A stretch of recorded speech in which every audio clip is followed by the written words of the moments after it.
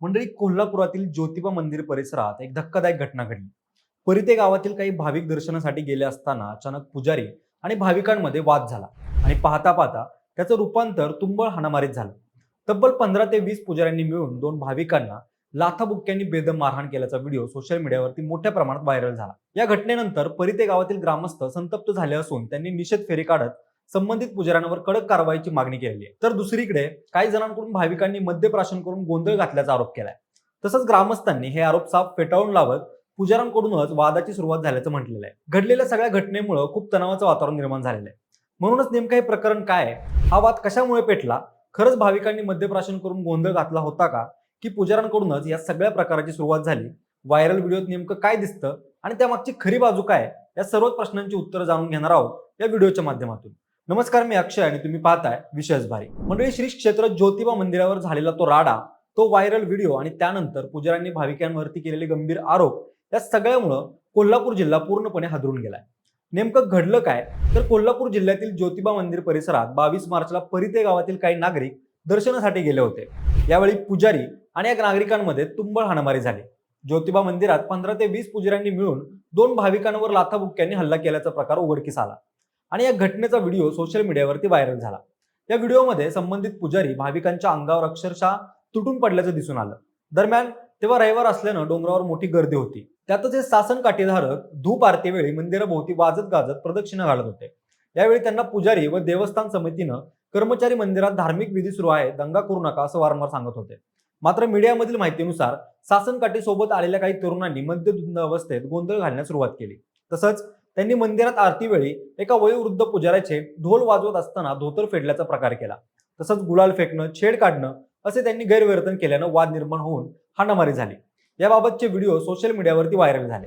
तसंच याबाबत पोलिसांकडून मिळालेली माहिती अशी की परिते येथील शासन काठी घेऊन ज्योतिबा मंदिराला शासन काठीसह प्रदक्षिणा घालत नाचत गाजत काळभैरवनाथ मंदिराजवळ आले. यावेळी पुजाऱ्यांना नारळाची वाटी गुलालात घालून फेकून मारल्यानं तिथं त्यांच्यात आणि पुजाऱ्यात शाब्दिक बचावाचे होऊन दोन्ही गटात हाणामारी झाली असं सांगितलं जात आहे. पण व्हायरल व्हिडिओमध्ये पुजारी भाविकांना चोप देताना दिसले आणि या सगळ्या गोंधळामुळं आता या वादाला एक नवं आणि आक्रमक वळण मिळतंय. ज्योतिबा पुजाऱ्यांच्या आरोपाविरोधात परिते गाव एकवटलं आणि नागरिकांनी एकत्र येत या प्रकरणाविरोधी निषेध रॅली काढली. या घटनेचं गांभीर्य असं की पुजाऱ्यांनी भाविकांविरुद्ध मद्यधुंद अवस्थेत गोंधळ घातल्याचा आणि मंदिराचं पावित्र्य धोक्यात आणल्याचा ठपका ठेवला होता. पण करवीर तालुक्यातील परिते गावातील लोकांनी हे सगळे आरोप पुराव्यानिशी धुडकावून लावले. परिते इथल्या गावकऱ्यांचं म्हणणं आहे की जे गाव स्वतःच्या यात्रेनिमित्त मद्य विक्री आणि मटणाची दुकानं बंद ठेवण्याचा अधिकृत निर्णय घेतं, ते गाव ज्योतिबाचं पावित्र्य कसं काय बिघडवेल. गेल्या 15 वर्षांपासून परिते गाव आपली मानाची शासनकाठी घेऊन अत्यंत निष्ठेनं ज्योतिबाच्या चरणी सेवा अर्पण करतं. ही परंपरा, ही श्रद्धा आणि ही शिस्त आम्ही आजही जपतो. असं असताना पुजाऱ्यांनी नागरिकांवर केलेला आरोप खोटे आहेत असंही त्यांचं म्हणणं आहे. आणि याच अन्यायाविरुद्ध आबालवृद्ध रस्त्यावरती उतरले होते. हातात निषेधाचे फलक आणि अन्यायाविरुद्ध एल्गार पुकारत संपूर्ण गावात भव्य रॅली काढण्यात आली. आमच्या श्रद्धेचा अपमान खपवून घेतला जाणार नाही अशी भूमिकाही नागरिकांनी घेतली. तसंच परिते गावच्या सरपंचांनी म्हणजेच मनोज पाटील यांनी या प्रकरणाबाबत स्पष्ट भूमिका घेतलेली आहे. त्यांचं म्हणणं आहे की पुजाऱ्यांनी स्वतःची चूक लपवण्यासाठी भाविकांना बदनाम केलं असा थेट आरोप त्यांनी केलाय. पण एक मात्र खरे आहे की श्रद्धेच्या नावाखाली भाविकांचा होणारा अपमान परिते गावानं चांगलाच मनावरती घेतलाय. परिते गावातील ग्रामस्थांनी आज गावात निषेध फेरी काढत या घटनेचा निषेध नोंदवलेला आहे. तसंच मारहाण करणाऱ्या संबंधित पुजाऱ्यांवर कारवाईची मागणी देखील केलेली आहे.